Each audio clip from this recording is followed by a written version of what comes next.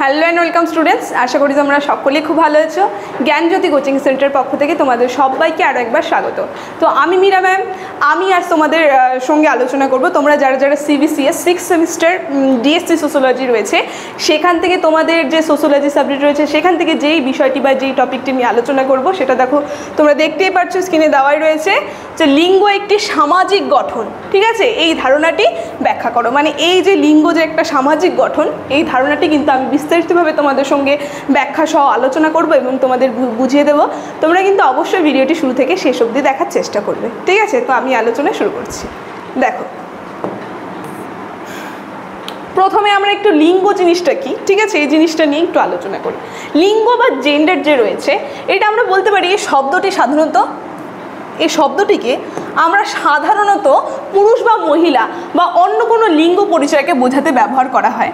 তবে কিন্তু এটি কিন্তু শুধুমাত্র বায়োলজিক্যাল বা শারীরিক পার্থক্য নয়। মানে যদি আমরা প্রথমেই লিঙ্গ শব্দটা বলি, প্রথমেই উঠে আসে পুরুষ বা মহিলা। এইটা কিন্তু আমরা এই শারীরিক যে গঠন রয়েছে সেটা অনুযায়ী কিন্তু আমরা বিভক্ত করতে পারি না। আসলে জিনিসটা কিন্তু অন্য। দেখো কি বলেছে, বরং এটি একটি সামাজিক, সাংস্কৃতিক এবং মনস্তাত্ত্বিক গঠন যা সমাজের কাঠামো এবং মূল্যবোধ, আচরণ, ধারণা প্রভাবিত হয়। আমরা প্রথমেই বলতে পারি মানে লিঙ্গ একটা জেন্ডার না, ঠিক আছে, পুরুষ বা মহিলা সেটাই হচ্ছে লিঙ্গ বোঝে সেটা না।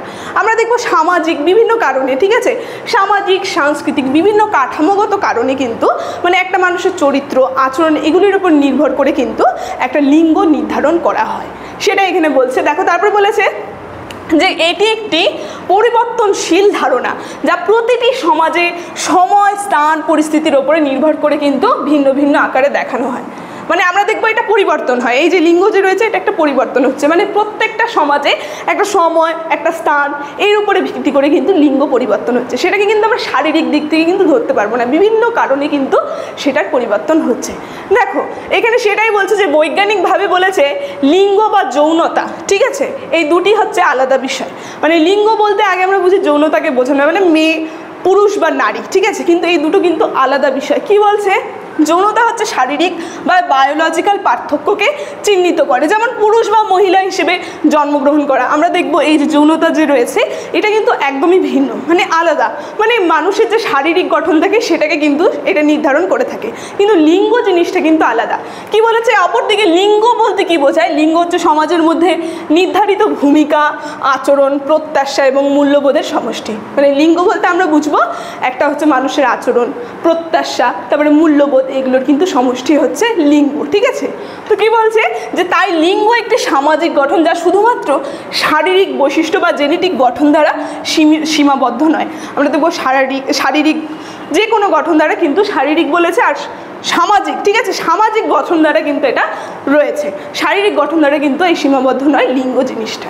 কি বলেছে দেখো, আমরা বলবো যে বরং এটি একটি সাংস্কৃতিক প্রেক্ষাপট তৈরি হয় এবং প্রত্যেক ব্যক্তি গোষ্ঠীর সাথে কিন্তু সম্পর্কিত ভূমিকা এবং পরিচয় নির্ধারণ করে। এই লিঙ্গর মাধ্যমে কিন্তু প্রত্যেকটা ব্যক্তি তাদের সামাজিক ক্ষেত্রে নিজেদের আচরণ, ঠিক আছে, মূল্যবোধের ক্ষেত্রে কিন্তু তাদের ভূমিকা নির্ধারণ তারা করে থাকে, ঠিক আছে।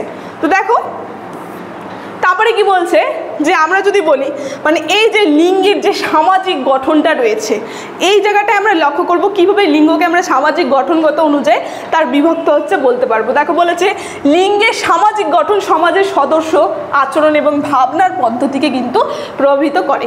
আমরা দেখব এই যে লিঙ্গের যে একটা সামাজিক গঠন, মানুষের আচরণ, ঠিক আছে, ধারণা, এগুলো জিনিসকে কিন্তু প্রভাবিত করে থাকে।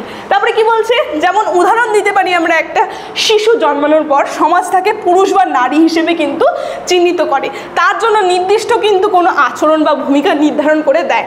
বলছে সমাজে পুরুষ এবং নারীর জন্য কিন্তু আলাদা আলাদা সামাজিক প্রত্যাশা রয়েছে।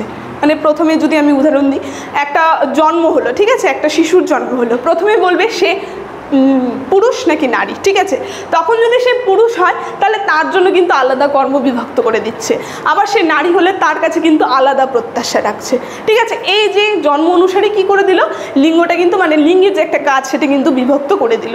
কি বলছে যে লিঙ্গের সামাজিক গঠন শুধু পরিবার এবং বন্ধন সমূহ দ্বারা প্রভাবিত হয় না। আমরা যদি বলি এই যে লিঙ্গের যে সামাজিক গঠন রয়েছে, আমরা শুধুমাত্র পরিবারকে কিন্তু এর দ্বারা কিন্তু চিহ্নিত করতে পারি না, বা এর দ্বারা কিন্তু প্রভাবিত হয় না। না, বরং আমরা যদি দেখি এই বিষয়টি, এটি হচ্ছে মিডিয়া, শিক্ষা ব্যবস্থা, সাহিত্য, বিনোদন, শিল্প এর দ্বারা কিন্তু প্রচারিত এবং নির্মিত হয়ে থাকে। মানে আমরা এই লিঙ্গ জিনিসটাকে কিন্তু শুধুমাত্র পরিবারের মধ্যে কিন্তু কেন্দ্রীভূত করতে পারি না, এটা বিভিন্ন সামাজিক কারণে, শিক্ষা বলতে পারি, মিডিয়া বলতে পারি, এগুলোর মাধ্যমে কিন্তু মানুষের লিঙ্গের পরিবর্তন হচ্ছে। ঠিক আছে, সেটাই এখানে বুঝিয়েছে। বলছে সিনেমা, টেলিভিশন, বই, বিজ্ঞাপন ইত্যাদি সব কিছু লিঙ্গের কিন্তু পরিচয়।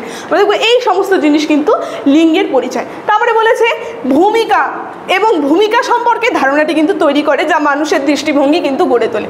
আমরা দেখব তাদের যে আচরণ ব্যবহার এগুলোর মাধ্যমে কি হয়, তাদের যে ভূমিকা সেটার কিন্তু পরিবর্তন করে তোলে এবং তাদের কিন্তু সেই আচরণগত পরিবর্তন এবং দৃষ্টিভঙ্গি যে রয়েছে সমাজে কিন্তু তাদেরকে একটা মানুষের থেকে আরেকটা মানুষ কিন্তু আলাদা ভাবা হয় তাদের আচরণের জন্য, তাদের শিক্ষাগত কারণের জন্য, অভিজ্ঞতার জন্য।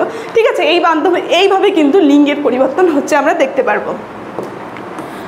তারপরে বলেছে, যেমন আমরা বলতে পারি, এখানে বলেছে যে মিডিয়া নারীদের শুধুমাত্র সৌন্দর্য বা তাদের শারীরিক আকৃতির দিকে বেশি গুরুত্ব দেওয়া হয়। ঠিক আছে, মিডিয়া আমরা দেখব যে মিডিয়ায় বিভিন্ন সোশ্যাল মিডিয়া বা যে কোনো মিডিয়া আমরা দেখতে পারি মেয়েদের যে একটা শারীরিক সৌন্দর্য এর উপরে কিন্তু বেশি গুরুত্ব দেওয়া হয়। তারপরে কি বলেছে, আর পুরুষদের ক্ষেত্রে সাহসী, শক্তিশালী, কার্যকরী হিসেবে কিন্তু চিহ্নিত করা হয়, মানে বিভিন্ন বিভক্ত রয়েছে। তারপরে কি বলেছে, তখন এটি একটি শক্তিশালী এবং সামাজিক গঠন কিন্তু তৈরি করে, আর এই মাধ্যমে যে চিহ্নিত করা হয় তখন কিন্তু সেটা একটা শক্তিশালী বা সামাজিক মাধ্যম কিন্তু গড়ে তোলে। বলেছে যা সমাজে মানুষের চিন্তাভাবনা এবং আচরণকে কিন্তু প্রভাবিত করে থাকে। আমরা দেখব যেই জিনিসটা মানে একটা নারী যদি দেখতে সুন্দর হয়, ঠিক আছে, তো তার কিন্তু গুরুত্ব আলাদা। তারপরে আমরা দেখব একটা পুরুষ যার হচ্ছে কর্মক্ষমতা, কর্মযোগ্যতা, ঠিক আছে, শক্তিশালী রয়েছে, সাহসী রয়েছে, তার কিন্তু একটা আলাদা পরিচয় রয়েছে। ঠিক আছে, সেই জিনিসটা কিন্তু বলেছে এই ধরনের মিডিয়া উপস্থাপনা কিন্তু যেগুলো আমরা দেখব এই যে সামাজিক গঠন যে রয়েছে এর মধ্যে কিন্তু গুরুত্ব পাচ্ছে।